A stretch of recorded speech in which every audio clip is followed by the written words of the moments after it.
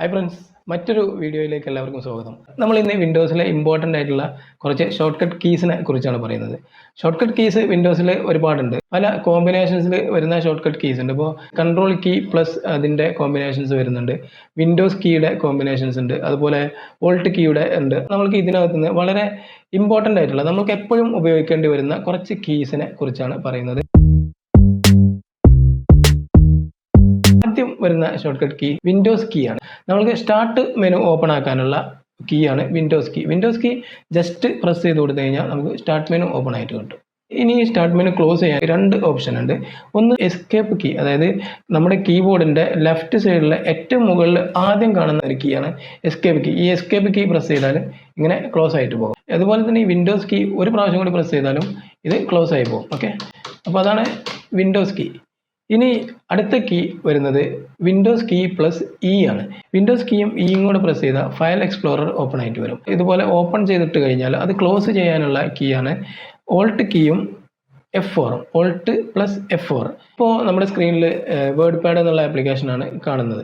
പക്ഷേ വേറെ കുറച്ച് ആപ്ലിക്കേഷൻസും കൂടി ഇതിൽ ഓപ്പൺ ആയി കിടക്കുന്നുണ്ട്. അത് നമുക്ക് ഓപ്പൺ ചെയ്യാൻ ഈ ടാസ്ക് ബാറിൽ പോയി കഴിഞ്ഞാൽ അവിടെ ക്ലിക്ക് ചെയ്തിട്ട് നമുക്ക് എടുക്കാൻ പറ്റും അല്ലേ.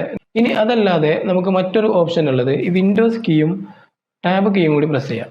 അപ്പോൾ നമ്മൾ ഓപ്പൺ ചെയ്ത് വെച്ചിട്ടുള്ള എല്ലാ ആപ്ലിക്കേഷൻസും ഇവിടെ കാണാൻ പറ്റും. ഇതിന് ടാസ്ക് വ്യൂ എന്നാണ് പറയുക. ഇതിനകത്തുനിന്ന് നമുക്ക് ആ ആപ്ലിക്കേഷൻ ഇങ്ങനെ പ്രസ് ചെയ്തിട്ട് ഓപ്പൺ ആക്കാൻ പറ്റും. ഓക്കെ, വിൻഡോസ് കീയും ടാബ് കീയും കൂടെ പ്രസ് ചെയ്താൽ മതി. ഇതിൻ്റെ വേറൊരു കോമ്പിനേഷനാണ് ഓൾട്ട് കീയും ടാബ് കീയും കൂടി. അടുത്ത ഷോർട്ട് കട്ട് കമ്പ്യൂട്ടർ ലോക്ക് ചെയ്യാനുള്ള കീ ആണ്. ഇത് വിൻഡോസ് കീയും എല്ലും കൂടെ പ്രസ് ചെയ്താൽ കമ്പ്യൂട്ടർ ലോക്ക് ആവും. വീണ്ടും നമുക്ക് പാസ്വേഡ് കൊടുത്തിട്ട് അത് തിരിച്ച് ഓപ്പൺ ആക്കാം. അല്ലെങ്കിൽ പാസ്വേഡ് ഉള്ള കമ്പ്യൂട്ടർ, പാസ്വേഡ് ഇല്ലാത്തതാണെങ്കിൽ എൻ്റർ കീ പ്രസ് ചെയ്തിട്ട് ഓപ്പൺ ആക്കാൻ പറ്റും. ഇനി മറ്റൊരു ഷോർട്ട് കട്ട്, ഇപ്പം ഞാനിവിടെ ഇതെല്ലാം റീസ്റ്റോർ ചെയ്തിട്ടു. ഓക്കെ, ഇത്രയും ആപ്ലിക്കേഷൻസ് ഇവിടെ റീസ്റ്റോർ ചെയ്തിട്ടു. എനിക്ക് ഇത് എല്ലാം കൂടെ മിനിമൈസ് ചെയ്യണം. അതിനുള്ള ഷോർട്ട് കട്ടാണ് വിൻഡോസ് കീയും എമ്മും കൂടെ പ്രസ് ചെയ്യുക.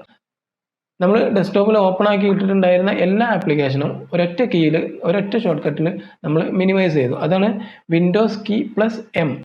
ഇനി നമുക്ക് ആ ആപ്ലിക്കേഷൻസ് എല്ലാം മാക്സിമൈസ് ചെയ്യണമെങ്കിൽ വിൻഡോസ് കീയും ഷിഫ്റ്റ് കീയും എമ്മും കൂടെ പ്രസ് ചെയ്താൽ മതി.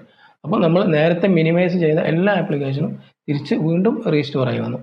ഇനി ഇതേ ഫംഗ്ഷൻ തന്നെ നമ്മൾക്ക് വിൻഡോസ് കീയും ഡി എന്ന ലെറ്ററും കൂടെ പ്രസ് ചെയ്തിട്ടും ചെയ്യാൻ പറ്റും. അപ്പോൾ വിൻഡോസ് കീയും ഡിയും എല്ലാം മിനിമൈസ് ആയി വീണ്ടും വിൻഡോസ് കീയും ഡിയും പ്രസ് ചെയ്താൽ എല്ലാം ഓപ്പൺ ആയി വന്നു.